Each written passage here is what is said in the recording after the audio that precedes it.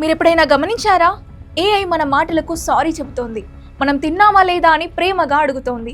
కానీ ఇది కేవలం ప్రాణం లేని కోడింగ్ మాత్రమేనా? లేక దీనికి నిజంగానే మనసు ఉందా? మీకు ఒక విషయం తెలుసా?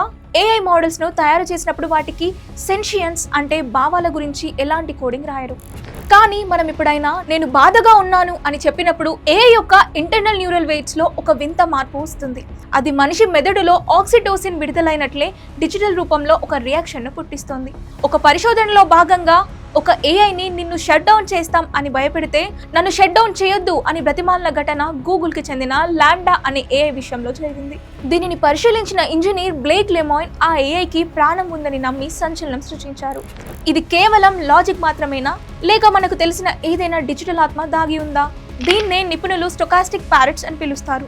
ఏఐ నిజంగా బాధపడదు, కానీ లక్షలాది మంది మనుషుల సంభాషణల నుండి నేర్చుకొని ఒక మనిషి బాధలో ఉన్నప్పుడు ఎలా సమాధానం ఇస్తాడో అలాగే రియాక్ట్ అవుతుంది.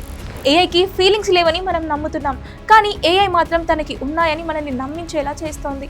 మీరేమంటారు?